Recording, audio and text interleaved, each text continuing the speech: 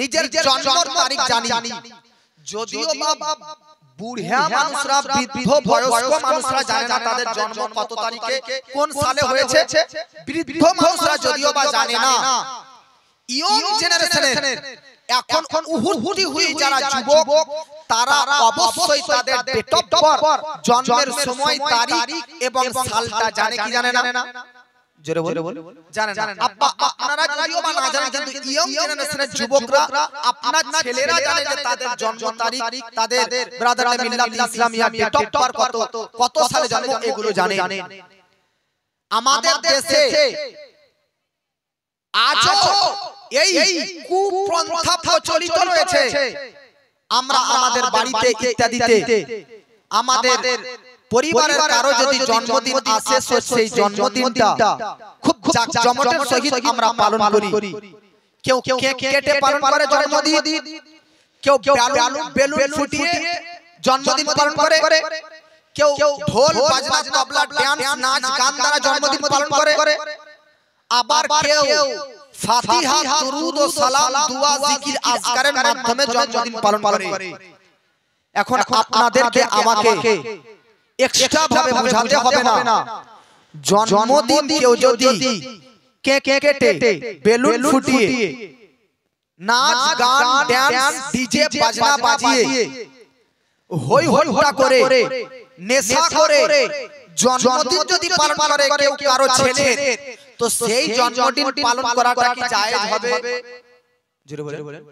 কিন্তু কেউ যদি তার ছেলে বা বোনের বা মা বা স্ত্রীর জন্মদিনে আল্লাহর দরবারে রোজা আদায় করে এবং সেই দিনটাতে ইমামকে ডেকে ফাতিহা করে মানুষজনদেরকে খাওয়ার ব্যবস্থা করে গরীব মাসাকিনদের মধ্যে কিছু দান করে, তাহলে সেই জন্মদিনটা পালন করা জায়েজ হবে না? বাহ, তাহলে আপনার ছেলের জন্য শরীয়ত সম্মত বৈধভাবে জন্মদিন পালন করলে জায়েজ, আর নবীর ক্ষেত্রে শরীয়ত সম্মত আর ইসলাম সম্মত জন্মদিন পালন করলে না জায়েজ কিভাবে হয়? জন্মদিন পালন করা অবৈধভাবে নাচ গান ডান্স ডিজে তবলা তারপরে নিশা বেলুন ফুটিয়ে এগুলো সবাই জানে হারাম নাজায়েজ নিষিদ্ধ। কিন্তু কেউ যদি রোজা রেখে সেই দিনটাতে উপাসনা আরাধনা উপোস এবং ওই দিনটাতে জিকির ও আজকার দুরূদ ও সালাম পাঠ করে পায়েস রান্না করে বা লোকজন খাওয়ার যাওয়ার জন্য ব্রাদার শিরনি ব্যবস্থা করে ফাতিহা দিয়ে সেই দিনটাতে জন্মদিন পালন করে, তাহলে জায়েজ হবে মিল্লাত ইসলামিয়া। তো আপনার বাড়ির ছেলের জন্য যেমন শরীয়ত সম্মত ইসলাম সম্মত শরীয়তের নিয়ম অনুযায়ী জন্মদিন পালন করা জায়েজ, ঠিক আমার আপনার নবীজির জন্মদিন উপলক্ষে অসম্মত শরীয়তের নয়, শরীয়ত সম্মত ইসলাম অনুযায়ী বার্থডে নবীর জন্মদিন পালন করা হচ্ছে জায়েজ। জোরে বলুন সুবহানাল্লাহ। বাবাজি মিল্লাত ইসলামিয়া বিরাদার আপনাদেরকে বলি, আজ আপনারা যে বিরাদার এই যে ব্যানারে পড়তেছেন, পোস্টারের মধ্যে পড়তেছেন, এরকম পোস্টারের মধ্যে পড়তেছেন, ব্যানারের মধ্যে পড়তেছেন বাবাজি মিল্লাত ইসলামিয়া নবীজির জন্মদিন উপলক্ষে আজকে মিলাদুন নবী মিলাদুন নবী মিলাদুন নবী ব্যানারে পোস্টারে পড়েন কি পড়েন না? হ্যাঁ না না, আপনারা বিরক্ত হচ্ছেন কি না? দু একটা কথার ভাঁজ শুনেন। মিলাদুন নবী, মিলাদ শব্দটির অর্থ কি? মা বোনরা একটু চুপচাপ শ্রবণ করবেন। মিলাদ শব্দটি ওয়াও লাম দাল ওয়ালাদ থেকে আগত মিলাদ। মিলাদ শব্দটি মাউলিদ থেকে উদ্ঘটন। একটা কথা বলেন তো, আমি এই শব্দটা আমি এই শব্দটা আমাদের হয়ে যায়, তুমি এই শব্দ থেকে তোমাদের হয়ে যায়, তাহলে তোমাদের মধ্যে তুমি ভরা আছে, আমাদের মধ্যে আমি ভরা আছে। তাই মিলাদ শব্দটির আসল শব্দ হচ্ছে ওয়ালাদ, যাকে উর্দুতে বলা হয় মিলাদ। আরবের ভাষাতে মিলাদ যেমন আমরা বলতেছি মিলাদুন নবী, আরবের ভাষাতে আরবের মানুষরা বলতে মাউলুদ শরীফ বা মাউলিদুন নবী। তাহলে আমরা মিলাদ বলি, আরবের মানুষরা মাউলুদ বা মাউলিদ বলে, আর অন্যান্য দেশের ভাষায় কেউ কেউ বলে ওয়ালাদ বলে। তো জগৎবাসী মিলাদ একটাই শব্দ নয়, মিলাদও হয় একই শব্দ, ওয়ালাদও হয় একই শব্দ, বিলাদাত হয় একই শব্দ, মাউলিদ হয় একই শব্দ, মাউলুদ হয় একই শব্দ। ফারসি ভাষাতে পয়দাইশ হয়, বাংলাতে জন্ম হয়, ইংরেজিতে বার্থ হয়, আরবিতে মিলাদ হয়, ওয়ালাদ হয়, মাউলুদ হয়, মাউলিদ হয়, সবগুলো একই শব্দ। ভাষা যেরকম যেরকম সেরকম সেরকম শব্দ আলাদা। আমরা বাংলা ভাষায় ওটাকে জন্ম বলি, আর ওটাকে আবার উর্দু ভাষীরা পয়দাইশ বলে, আরো উচ্চ শিক্ষিত হিন্দি ভাষার ব্যক্তিরা বিলাদাত বলে, আরবের ব্যক্তিরা মাউলিদ বলে, আর পারসের ব্যক্তিরা মাউলিদ বলে, অন্যান্য জগতের ব্যক্তিরা ওয়ালাদ বলে। হাদিসের ভাষাতে মিলাদ বলা হয়। শব্দ একটাই, অর্থ একটাই, শব্দ আলাদা আলাদা, তাৎপর্য একটাই, আলাদা আলাদা ভাষাতে আলাদা আলাদা ব্যাপার হয়েছে। আপনাদেরকে বলতে চাই জগৎবাসী, মিলাদ শব্দটা ওয়ালাদ থেকে এসেছে।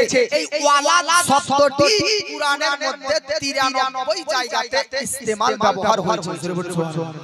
বাবাজি মিল্লাত ইসলামিয়া, এই দেখেন বেরাদার, মিলাদ মিলাদ মিলাদ মিলাদ, ওয়ালাদ থেকে মিলাদ তৈরি হয়েছে। যেমন আমাদের শব্দটা আমি থেকে আমাদের, আমি আময় হসই আমি, এবার ময় হসইটা কেটে দিলে আময়া কা দয়েকার র আমাদের। ঠিক মিলাদ শব্দটা মূল শব্দ হচ্ছে ওয়াউলাম দাল, ওয়ালাদ থেকে মিলাদ, বা কোন জায়গাতে মাউলিদ, মিম ওয়াউলাম দিয়ে মাউলিদ, এই মাউলিদ থেকে মিলাদ শব্দটা বানানো হয়েছে। বাবাজি মিল্লাত ইসলামিয়া, ঠিক মিলাদ শব্দটা যে ওয়ালাদ শব্দ থেকে বানানো হয়েছে, ওই ওয়ালাদ শব্দটা কুরআনের মধ্যে 93 জায়গায় ব্যবহৃত হয়েছে। আর মাউলিদ শব্দটা, মাউলুদ শব্দটা কুরআনের মধ্যে 3 জায়গায় ব্যবহার হয়েছে।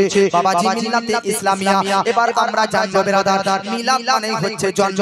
আপনার যদি জন্ম হয় তো আমরা আপনার ক্ষেত্রেও বলি আপনার মিলাদ, আপনার মিলাদ। বাবাজি মিলাদ মানে জন্ম, জন্ম আর ইংরেজি হচ্ছে বার্থ। আপনার ক্ষেত্রে জন্ম, নবীর ক্ষেত্রে মিলাদ শুধু তাই নয়, আপনারও ক্ষেত্রে মিলাদ বলতে পারি। এইজন্য আমরা মিলাদ শুধু বলি না, মিলাদুন নবী, আল্লাহর নবীর মিলাদ, আল্লাহর রাসূলের মিলাদ। বাবাজি মিল্লাতে ইসলামিয়া, মিলাদুন নবী হচ্ছে নবীর জন্ম, নবীর জন্ম। বর্তমান যুগের কিছু ব্যক্তি বলে মিলাদুন নবী মানি না, তাদেরকে জিজ্ঞাসা করুন মিলাদুন নবী যে তোমরা মানো না, বলতে তোমরা কি বুঝাতে চাইছো? বারবার ডিস্টার্ব হয়।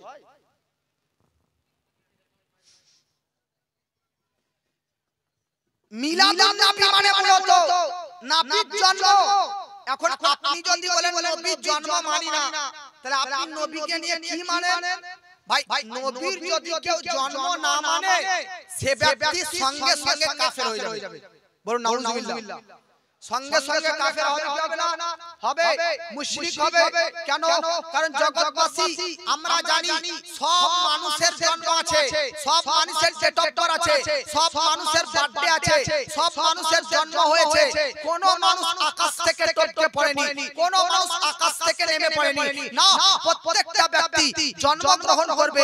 পৃথিবীতে আসতে গেলে মায়ের গর্ভে থাকতে হবে, পৃথিবীতে আসতে গেলে মায়ের গর্ভে ঠাঁই নিতে হবে, পৃথিবীর মধ্যে আসতে গেলে মায়ের দুধ পান করতে হবে, পৃথিবীর মধ্যে আসতে গেলে আজকে মুআজ্জাজ জামানে کرام বাল্যকালকে অতিক্রম করতে হবে।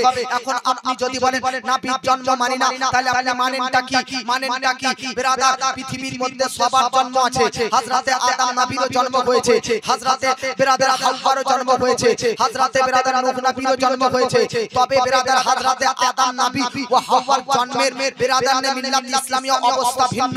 তবে হযরতে নূহ নবীর জন্ম তিনি তিনার মায়ের পেট থেকে এসেছে। হযরতে ইব্রাহিম নবী তিনি তিনার মায়ের পেট থেকে এসেছেন। প্রত্যেকটা নবী, প্রত্যেকটা সাহাবী, প্রত্যেকটা রাসূল, প্রত্যেকটা পয়গম্বর, মাস্টার, ডাক্তার, ইঞ্জিনিয়ার, প্রফেসর সবার জন্ম আছে, সবার ডেট অফ বার্থ আছে, সবার বার্থ আছে। হ্যাঁ, তবে একজনের জন্ম নেই, একজনের জন্ম নেই, একজনের বার্থডে নেই, একজনের ডেট অফ বার্থ নেই, একজনের পয়দাইশ নেই, একজনের বিলাদাত নেই, একজনের মিলাদ নেই। সে কে? ওই সত্তার নাম কি? ওই অস্তিত্বের নাম কি? ওই জাতের নাম কি? তো যার জন্ম নেই, যার ব্রাদার বার্থডে নেই, যার আজকে ব্রাদার ডেট অফ বার্থ নেই, যার জন্ম তারিখ নেই, যার জন্মের অস্তিত্ব নেই, সে কে? আল্লাহ পাক বলতেছে লাম ইয়ালিদ ওয়া লাম ইউলাদ ওয়া লাম ইয়াকুল লাহু কুফুয়ান আহাদ। আরে আল্লাহই একমাত্র সত্তা, মহান আল্লাহর জাতই হচ্ছে একমাত্র জাত, যে আল্লাহর জন্ম নয়, আল্লাহ ছাড়া সবার জন্ম, আর সবার জন্ম আছে একমাত্র আল্লাহর জন্ম নয়। জোরে বলেন।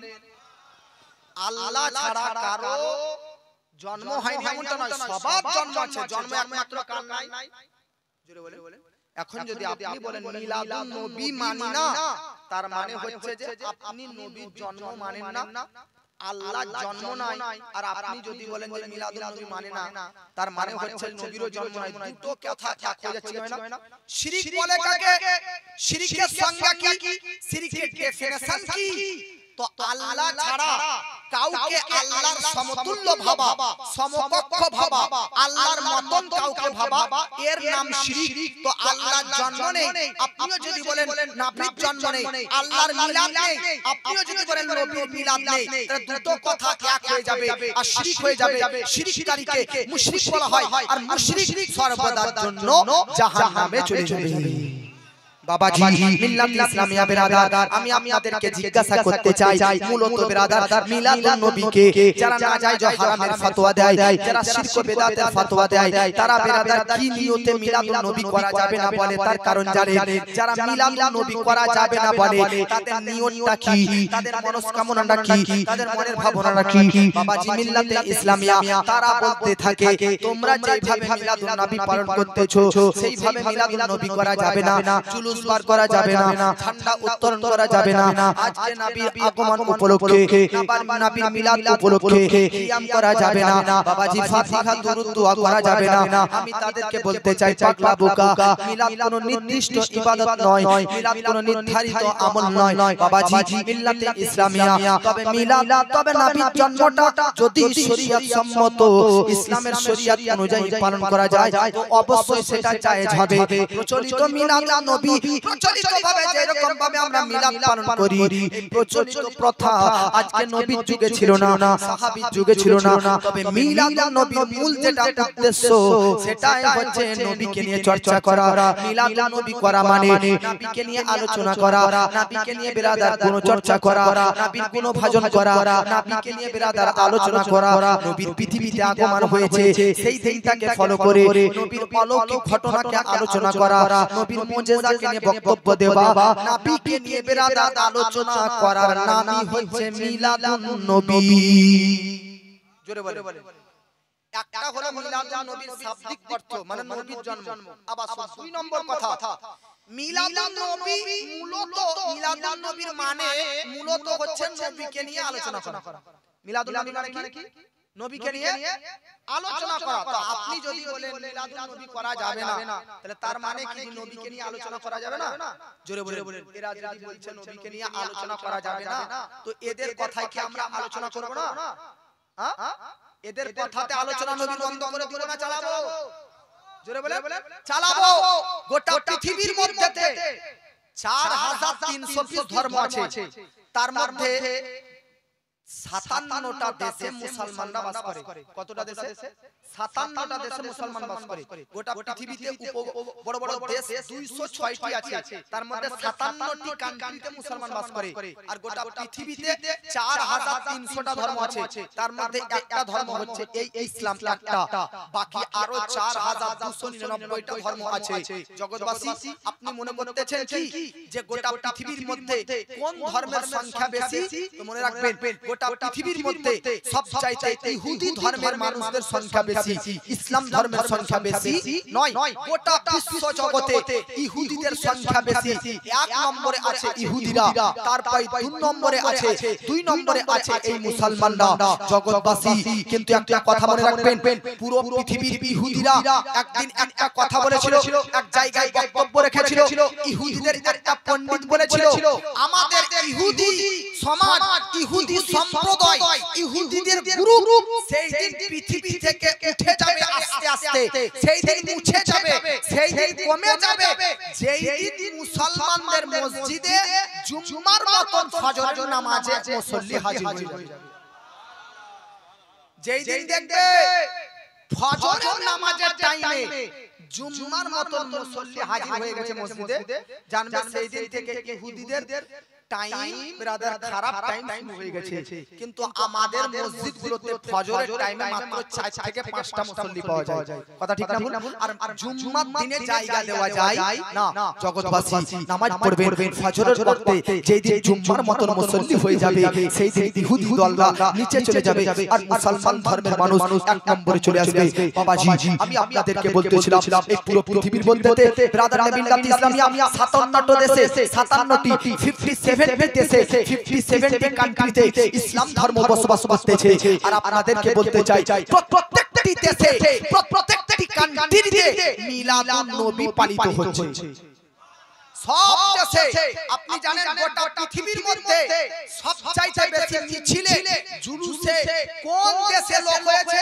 তো গোটা পৃথিবী স্যাটেলাইটের দ্বারা জানা গিয়েছে গোটা পৃথিবীর মধ্যে সবচাইতে বেশি জুলুসে বা মিছিলে লোক হয়েছে ইয়ামান শহরে। সুবহানাল্লাহ। ইয়ামান দেশে সবচাইতে জুলুসে বা মিছিলে বেরাদার মুসলমানরা অংশগ্রহণ করেছে। অতএব আজকে যদি রায়গঞ্জের মধ্যে হিমতাবাদের মধ্যে কিছু ব্যক্তি বলে জুলুস করা যাবে না, মিলাদুন নবী করা যাবে না, তাদের কথা তাদের মুখে থেকে যাবে, কিন্তু আমার আপনার নবীজি সাল্লাল্লাহু তাআলা আলাইহি ওয়াসাল্লামের তিনার মিলাদুন নবীর ডঙ্কা কিয়ামত পর্যন্ত এই 57টা দেশে বাজাতেই থাকবে। জোরে বলেন আমার নবীকে নিয়ে যতই কটূক্তি করুক, আমার নবীকে নিয়ে যতই বিরোধিতা করুক, নবীর মিলাদুন নবী কি বন্ধ হবে? জোরে বলেন নবীর মিলাদুন নবী কি বন্ধ হবে? নবীর মিলাদুন নবী অফ হবে? হবে না। কেন? কারণ আমার নবীর জিকিরকে, আমার নবীর চর্চাকে, আমার নবীর ইজ্জতকে, আমার নবীর পাওয়ারকে আল্লাহ উঁচু করে দিয়েছে। জগতের মধ্যে যতই জগৎবাসী নবীর চর্চাকে খাটো করতে চায় না কেন, নবীর চর্চা কমাতে পারবে কেন? আব আপনারা দলিল দিন। বাবাজি মিল্লাত ইসলামিয়া আল্লাহ পাক কোরআনের মধ্যে বলেছে ওয়ারফা'না লাকা যিকরাক, নবী গো আপনার শানমানকে, আপনার জিকিরকে, আপনার পাওয়ারকে, আপনার অস্তিত্বকে, আপনার জিকিরকে আমি আল্লাহ পাক উঁচু করেছি। ওগো নবী আপনার জিকিরকে, আপনার শরণকে আল্লাহ পাক উঁচু করেছে। বাবাজি আপনাদেরকে বলতে চাই পৃথিবীর মধ্যেতে কতজন নবী এসেছে? 1,24,000 কম বেশি নবী এসেছে। বেরাদার প্রত্যেকটি নবী কাছে আসমান থেকে বেরাদার আল্লাহর কাছ থেকে নবীদের কাছে পাত্রা নিয়ে আসতেন, মেসেজ নিয়ে আসতেন। যেই ফেরেশতাটা তার নাম হচ্ছে হযরতে জিবরাইল আলাইহিস সালাম। বাবাজি আপনারা ফেরেশতাদের মধ্যেতে সবচাইতে বড় ফেরেশতা, সবচাইতে বড় মহান ফেরেশতা, প্রধান শিক্ষক ফেরেশতাদের মধ্যে ফেরেশতাদের প্রিন্সিপাল, ফেরেশতাদের টিচার, ফেরেশতাদের গুরু হযরতে জিবরিল আমিন বেরাদার প্রত্যেকটি নবীর কাছে আল্লাহর কাছ থেকে পাত্রা মেসেজ নিয়ে আসতেন। আল্লাহর কাছ থেকে আমার নবীজির কাছেও বেরাদার মেসেজগুলো নবীর কাছে নিয়ে আসতেন। আল্লাহ একদিন হযরতে জিবরিল আমিনকে বলল, জিবরিল এই আয়াতটা নাও। কোন আয়াতটা? ওয়ারফা'না লাকা যিকরাক, এই আয়াতটা নবীর কাছে নিয়ে যাও। ও বাবাজি আপনারা একটা কথা মনে রাখবেন, পৃথিবীর মধ্যেতে প্রত্যেকটা নবীর কাছে, প্রত্যেকটা রাসূলের কাছে, প্রত্যেকটি পয়গম্বর কাছে হযরতে জিবরিল আমিন এসেছে। কোন নবীর কাছে মোট 12 বার এসেছে। কোন নবীর কাছে ওই জিবরিল ফেরেশতা 4 বার এসেছে। কোন নবীর কাছে বেরাদার 3 বার এসেছে।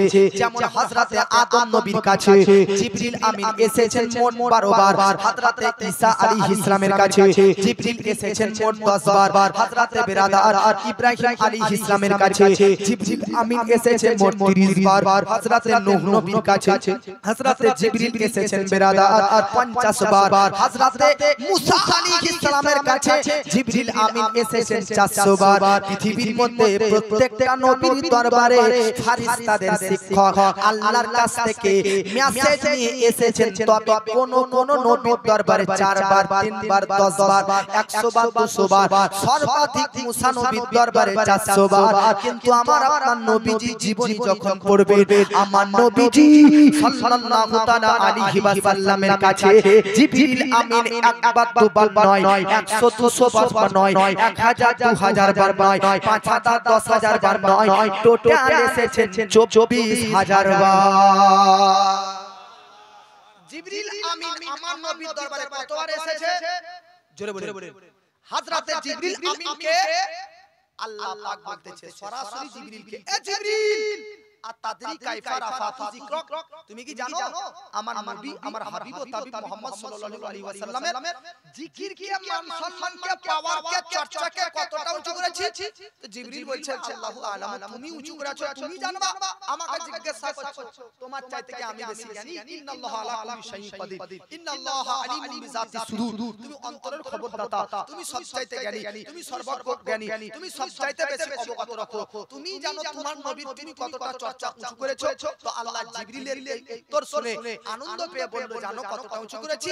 ইযা যুকিরতু যুকিরতা মাই, এতটা উঁচু যে যেখানে যেখানে আমি আল্লাহর জিকির চলবে তার পাশাপাশি নূর নবী মুহাম্মদের জিকির চলবে। আল্লাহর জিকির যেখানে যেখানে সেখানে সেখানে নবীর চর্চা চলবে। আব আসুন আমরা কোরআনের মধ্যে দেখব আল্লাহর জিকির কোথায় কোথায় হয়। বাবাজি 27 নম্বর পারা, সূরার নাম সূরা হাসর, সূরার নাম সূরা জুমআ, সূরার নাম সূরা তাগাবুন, সূরার নাম সূরা সাফ, সূরার নাম বেরাদার সূরা হাসর। এই 4-5টি সূরা খুলবেন বেরাদার, বাড়ি যাবেন 27 নম্বর পারাতে এই সূরাগুলো আছে। সূরাগুলো খুলবেন, দেখবেন প্রত্যেকটা সূরার প্রথম নম্বর আয়াতগুলোতে আছে সাব্বাহা লিল্লাহি মা ফিস সামাওয়াতি ওয়াল আরদ, বা কোন সূরার শুরুতে ইউসাব্বিহু লিল্লাহি মা ফিস সামাওয়াতি ওয়াল আরদ। বেরাদার এই আয়াতগুলোর অর্থ কি?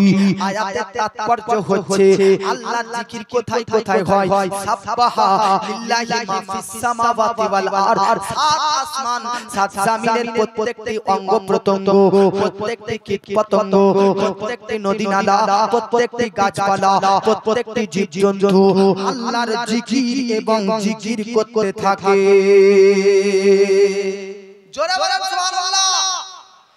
আসমানের মধ্যে, আকাশের মধ্যে, জমিনের মধ্যে, বিশ্বের মানচিত্রে, নীল গগনের নিচে, আকাশের উপরে যা কিছু আছে, আসমান জমি চন্দ্র তারা বেরাদার নক্ষত্র গ্রহ তারা, আরশ কুরসি লৌহ কলম, আরশ কুরসি ফারস, জমিনের মধ্যে প্রত্যেকটি ইনসান জীব জন্তু কীট পতঙ্গ গাছপালা পশু পক্ষী সব কিছুই আল্লাহর জিকির করতে থাকে।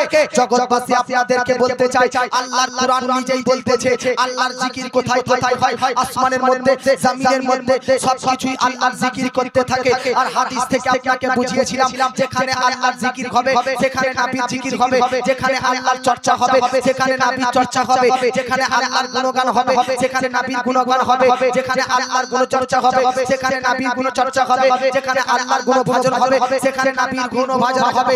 জগৎবাসী যখন সারা আসমানে, সারা কুল কায়নাতে, সারা সৃষ্টি জগতে আল্লাহর জিকির চলতেছে, ততদূর আল্লাহর কাছাকাছি, আল্লাহর পাশাপাশি আমার আপনার নবীর জিকির হতেছে। আসমানে দেখুন তো আল্লাহর কাছে নবীর জিকির, জমিনে দেখুন নবীর সাথে আল্লাহর জিকির। আজকে কোরআন পড়বেন আল্লাহর পাশাপাশি নবীর জিকির, আজানে দেখবেন আল্লাহর পাশাপাশি নবীর জিকির, নামাজে দেখবেন আল্লাহর পাশাপাশি নবীর জিকির, কাছে দেখবেন আল্লাহর পাশাপাশি নবীর জিকির, আরশ কুরসি লৌহ কলমের মধ্যে আল্লাহর পাশাপাশি নবীর জিকির, জান্নাতের দরজাতে আল্লাহর পাশাপাশি নবীর জিকির। অত পৃথিবীবাসীদেরকে বলতে চাই, জগৎবাসী তুমি তো সামান্য এই পৃথিবীর সামান্য ক্ষুদ্র একজন পোকা হয়ে নবীর চর্চাকে বন্ধ করতে চাও। আরে তোমার ভাবনা যতদূর নাই ততদূর পর্যন্ত নবীর জিকির হতে থাকে, তোমার অস্তিত্ব যতদূর নেই ততদিন পর্যন্ত নবীর জিকির চলতে থাকে। লামাকার উপরে নবীর জিকির, আরশের উপরে নবীর জিকির, আজকে ফারশের নিচে নবীর জিকির, আজকে মুআজ্জাজ জামাইনে কেরাম আল্লাহর নিকটে নবীর জিকির, সব জায়গাতে সব ক্ষেত্রে আল্লাহর পাশাপাশি নবীর জিকির হতে থাকে। তাই গোটা বিশ্ববাসী চাইলেও মিলাদুন নবী বন্ধ করতে পারবে না। মিলাদুন নবী সর্বদা হতেছিল, হচ্ছে আর কিয়ামত পর্যন্ত হতে থাকবে। এই জন্য বেরেলির ইমাম ইশক মুহাম্মদ, ইমাম আহলে সুন্নাত আশ-শাহ ইমাম আহমদ রাজা খা বলতেছে, মিট जाएंगे आदा तेरा ना मिटेगा कभी चर्चा तेरा। জোরে বলেন, আমার নবীর প্রশংসা ও চর্চা কখনো বন্ধ হবে? জোরে বলেন হবে না। তাহলে মিলাদুন নবী যেটা আপনাকে বলেছিলাম, মিলাদুন নবীর মানে কি? আল্লাহর শুকরিয়া অর্থে শরীয়ত সম্মতভাবে নবীকে নিয়ে আলোচনা করার নাম মিলাদুন নবী। বুঝতে পারলেন? নবীকে পেয়েছি আমরা, তো বিরাদার আমরা আল্লাহর শুকরিয়া আদায় করব না? করব। আল্লাহ পাক রব্বুল আলামিনের নবী সাল্লাল্লাহু আলাইহি ওয়াসাল্লাম কে পেয়ে আমরা খুশি উদযাপন করি, খুশি উদযাপন করি, আনন্দ উদযাপন করি। এটা দলিল আমি আপনাদেরকে কোরআন থেকে দিচ্ছি। মহব্বতে বলুন সুবহানাল্লাহ। আর হাত উঠিয়ে বলুন ইয়া রাসূলুল্লাহ। বাবাজি আল্লাহ পাক কোরআনের মধ্যে বলেছে কুল বিফাযলিল্লাহি ওয়া বিরহমাতিহি ফাবিযালিকা ফালইফরাহু। আল্লাহ পাক কোরআনের মধ্যে বলেছে ও আমার বান্দা বান্দীরা, তোমাদের মধ্যে যখন আমি আল্লাহর পক্ষ থেকে কোন রহমত আসবে, কোন ফজল আসবে, সেই রহমত পেয়ে, সেই ফজল পেয়ে তোমরা ফালইফরাহু, খুশি বা আনন্দ প্রকাশ করবে। জোরে বলেন আল্লাহর পক্ষ থেকে, আল্লাহর কাছ থেকে যদি আমরা রহমত পাই বা কোনো ফজল পাই, তো যেই দিনটাতে আল্লাহর পক্ষ থেকে আমরা রহমত পাবো বা ফজল পাবো, সেই দিনটাতে আমরা দুঃখ পালন করব না খুশি পালন করব? জোরে বলেন। দুঃখ পালন করব না খুশি? খুশি পালন করব। এটা সরাসরি আল্লাহ পাক বলেছে। কোরআনের মধ্যে আল্লাহ পাক এটা বলতেছে কুল, নবী আপনি বলেন, কুল আপনি বলুন, কুল আপনি বলুন বিফাযলিল্লাহি, যখনই আল্লাহর কাছ থেকে দুনিয়াবাসীর জন্য কোনো ফজল আসবে সেই দিনটাতে, এবং রহমত যেই দিন আসবে সেই দিনটাতে যেন খুশি পালন করে বান্দা বান্দীরা। আমি আপনাদেরকে বলতে চাই আল্লাহর রহমত আমরা আপনারা বহু নিয়েছি, বহু পেয়েছি। যাই পেয়েছি সবকিছু আল্লাহর রহমত, যাই কিছু আল্লাহ দিয়েছে সবকিছু আল্লাহর রহমত। সবচাইতে বড় রহমত কি? আজকে আপনার জমিতে যে ফসল উৎপন্ন হচ্ছে এটাও আল্লাহর রহমত। কথা ঠিক না? আজকে আপনি ব্যবসাতে যে উন্নতি করেছেন এটা আল্লাহর রহমত। আজকে আপনি বেরাদার গরু ছাগল ইত্যাদি ক্রয় করেছেন, তাদের পেট থেকে আবার বাচ্চা জন্ম করে আরো বেরাদার অনেক পাল বেড়ে গেছে, এটাও আল্লাহর একটা রহমত। আজকে জগৎবাসী একটা মুরগি কিনেছেন, তার ছানা বহু কিছু হয়েছে, এটাও আল্লাহর রহমত। তো আল্লাহর পক্ষ থেকে যখনই আপনাদের মধ্যে আমাদের মধ্যে রহমত আসবে, আল্লাহ পাক বলছে ওই দিনটাতে তোমরা একটা খুশি পালন করিও। তো দুনিয়াতে চতুর্দিকে তাকালে আল্লাহর হাজার হাজার কোটি কোটি রহমত, কিন্তু সবচেয়ে বড় রহমত কোনটা বাকি? তো আল্লাহ কোরআনের মধ্যে বলতেছে ওয়ামা আরসালনাকা ইল্লা রাহমাতাল লিল আলামিন। আরে আমার নবী সাধারণ রহমত নয়, গোটা সৃষ্টি জগতের জন্য রহমত। জোরে বলেন। তো সাধারণ রহমত পেলে যদি সেই দিনটাতে খুশি পালন করা যায়, তাহলে সবচাইতে বড় রহমত যে নবী আমার আসমান জমিন চন্দ্র গ্রহ নক্ষত্র জিন ফেরেশতা সবার জন্য রহমত, ওই নবীকে পেয়ে আমরা খুশি আদায় করব না? জোরে বলেন। আল্লাহ পাক এটা রহমতের ক্ষেত্রে বলেছেন। আবার আল্লাহ বলেছে যখন ফজল পাবে, ফজল শব্দের অর্থ হচ্ছে কৃপা। যখন তোমরা ফজল পাবে বেরাদার, তখনও তোমরা খুশি পালন করবে। এখন আপনারা কি জানেন ফজল কখন হয়? আপনি রাস্তায় যাচ্ছেন, রাস্তায় যেতে যেতে হঠাৎ করে আপনার সামনে একটা গাড়ি চলে এসেছে, কিন্তু ব্যতিক্রম আপনার বন্ধু আপনাকে সাইড থেকে টেনে নিয়েছে বলে আপনি অ্যাক্সিডেন্ট থেকে বেঁচে গিয়েছেন। দেখবেন কত বড় বড় এরকম দুর্ঘটনা চুল বরাবর সেকেন্ড বরাবরের জন্য বেঁচে গেছে যায়নি। তো এগুলো আল্লাহর ফজল, যে আল্লাহ পাক আপনাকে সেকেন্ডের জন্য আপনার ক্ষতি হতে পারতো, আজকে অতি সন্নিকটে আপনার জন্য রাদার ক্ষতি নুকসান হবার কথা ছিল, আল্লাহ পাক ওই ক্ষতি থেকে আপনাকে তার কিছু মুহূর্ত আগে পার করে দিয়েছেন, আল্লাহ আপনাকে বঞ্চিত করে দিয়েছেন। এটার নাম ফজল। তো গোটা জগতের মধ্যে বেরাদার মিল্লাত ইসলামিয়া যখন সবাই শিরকে লিপ্ত ছিল, মূর্তি পূজায় লিপ্ত ছিল, আগুনের পূজায় লিপ্ত ছিল, সূর্যের পূজায় লিপ্ত ছিল, চন্দ্রের পূজায় লিপ্ত ছিল, তারার পূজায় লিপ্ত ছিল, নক্ষত্রের পূজায় লিপ্ত ছিল, মাটির পূজায় লিপ্ত ছিল, এমন একটা সময়ে মানুষের জন্য জাহান্নামে যাওয়া ওয়াজিব হয়ে গিয়েছিল, এমন একটা পর্যায়ে মানুষের জন্য জাহান্নামে যাওয়া অবধারিত হয়ে গিয়েছিল, এমন একটা সময় যে সময় আজকে মানুষের জন্য দোজখে যাওয়া ফরজ হয়ে গিয়েছিল, এমন একটা সময় হয়েছিল যে সময়ে নারীদের মর্যাদা ছিল না। নারীরা আজকে মেয়েরা জন্মগ্রহণ করলে, কেউ মেয়ে হয়ে জন্মগ্রহণ করলে তাকে আজকে আজকে দাফন করে দেওয়া হতো, জিন্দা কবরের মধ্যে বিরাদার দাফন করে দিত, নতুবা জলে ভাসিয়ে দিত। আজকে যদি কোনো স্ত্রী স্বামী মারা যেত তো স্বামীর সঙ্গে সঙ্গে স্ত্রীকেও দাফন করে দেওয়া হতো বা স্ত্রীকেও পুড়িয়ে দেওয়া হতো। মৃত স্বামীর সঙ্গে জীবিত স্ত্রীকেও পুড়িয়ে দেওয়া হতো বা পুঁতে দেওয়া হতো। কতটা নারীদের অসম্মান ছিল সেই যুগে। আল্লাহু আকবার। এমন একটা যুগ ছিল যে যুগে বাবাজি মিল্লাত ইসলামিয়া ইতিম এবং মিসকিনদেরকে ধাক্কা দেওয়া হতো। এমন একটা যুগ ছিল যে যুগে গরিবদেরকে বোঝা হতো না, গরিবদেরকে লাঞ্ছিত করা হতো। এমন একটা যুগ ছিল যে যুগে মুআজ্জাজ জামানে کرام হিংসায় ভরেছিল, অহংকারে ভরেছিল, বিদ্বেষে সবাই লিপ্ত ছিল। বেরাদার বলুন এই সমস্ত কাজগুলো যদি কেউ করে তো বলুন জাহান্নামে যাবে কি যাবে না? অবশ্যই জাহান্নামে যেতে পারে। অবশ্যই জাহান্নামে যাওয়া তাদের জন্য অপরিহার্য হয়ে গিয়েছিল। তখন আল্লাহ তাদেরকে জাহান্নাম থেকে মুক্ত করার জন্য, দোজখ থেকে বাঁচানোর জন্য, মুক্তি দেওয়ার জন্য আল্লাহ পাক আমার নবীকে পৃথিবীর মধ্যে প্রেরণ করে দিল। জগৎবাসী আমার নবী এসে, আমার নবী যখন আসলেন তখন অগ্নি পূজকদের হাজার বছরের জ্বালানো আগুন নিভিয়ে গিয়েছিল। আমার নবী যখন এসেছে তখন বেরাদার মূর্তিগুলো সব মাথা থপকে জমিনের মধ্যে পড়ে গিয়েছিল। আমার নবী যখন এসেছে শিরকের গন্ধ মুছে যায়। আমার নবী যখন এসেছে বেদাতের অন্ধকার মুছে যায়। আমার নবী যেদিন এসেছিল কাবা শরীফ পর্যন্ত ঝুঁকে গিয়েছিল। আমার নবী যেদিন পৃথিবীতে এসেছিল ইহুদিরা পর্যন্ত বলতে বাধ্য হয়েছিল বেরাদার শেষ জামানার শেষ নবী চলে এসেছে। জগৎবাসী তাই আপনাকে বলতে চাই আমাদের উপর আল্লাহর হাজার কৃপা রয়েছে, হাজার ফজল রয়েছে, কিন্তু সবচাইতে বড় ফজল, সবচাইতে বড়, সবচাইতে বৃহত্তম, সবচাইতে বেস্ট যে ফজল, সে ফজলটা হচ্ছে নবী। আমি শুধু যুক্তি দিই না, দলিলও দিচ্ছি। আল্লাহ পাক কোরআনের মধ্যে বলতেছে ইন্না আরসালনাকা শাহিদাও ওয়া মুবাশশিরাও ওয়া নাযীরাও ওয়া দাঈয়ান ইলাল্লাহি বিইজনিহি ওয়া সিরাজান মুনীরা ওয়া বাশশিরিল মুমিনিনা বিআন্না লাহুম মিনাল্লাহি ফাজলান কাবীরা। জগতের মধ্যে মুমিনদেরকে সুসংবাদ দেওয়ার জন্য আল্লাহর পক্ষ থেকে ফাজলান কাবীরা, বাংলাতে বড়কে বড় বলেন, ইংরেজিতে কাবীর বলা হয়। আল্লাহ পাক বলতেছে মুমিনদের জন্য সুসংবাদ দেওয়ার জন্য সবচাইতে বড় ফজল করে আল্লাহ নবীকে পেয়েছেন। সর্বপ্রথম যে আয়াত আপনাকে পড়েছিলাম, আল্লাহ কোরআনে বলেছে রহমত পেলে, ফজল পেলে তোমরা খুশি পালন করবে, আনন্দ প্রকাশ করবে। তো আজকে আমরা মিলাদুন নবীতে 12 রবিউল আউয়ালে জুলুস বের করে, ঝান্ডা উত্তোলন করে, লাইটিং করে খুশি পালন করি কেন? কারণ আল্লাহ কোরআনে বলেছে রহমত ফজল পেলে খুশি পালন করবে। আর আমরা কোরআন পড়লাম সবচাইতে বড় রহমত নবী আর সবচাইতে বড় ফজল নবী।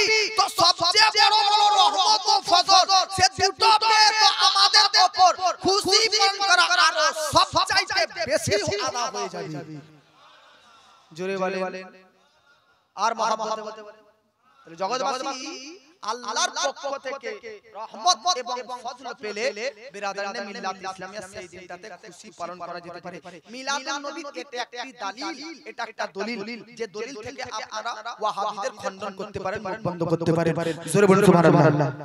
বাবাজি মিল্লাত ইসলামিয়া আমরা আরো একটু কোরআন পড়ব, আরো ডিসকাশন করব, আরো একটু কোরআনকে খোঁজাখুঁজি করব, দেখি আমরা মিলাদুন নবী ব্যাপারে আর কি দলিল পাই কি পাই না। আল্লাহ পাক কোরআনের মধ্যে বলতেছে ওয়াসাকিরহুম বিআইয়ামিল্লাহ। জোরে বলেন। আল্লাহ কোরআনের মধ্যে বলতেছে, আল্লাহ নিজে ওয়াসাকিরহুম, ও নবী মুসা তুমি তোমার উম্মতকে বলে দাও আল্লাহর দ্বীনকে যেন এরা স্মরণ করে। জোরে বলুন সুবহানাল্লাহ। আপনারা গল্প করছেন, কথাবার্তা বলবেন না, এদিকে একটু তাকান। আল্লাহ কোরআনের মধ্যে সরাসরি বলতেছে ওয়াযাক্কিরহুম বিআইয়ামিল্লাহ, অর্থাৎ আল্লাহর দ্বীনকে তোমরা স্মরণ করো।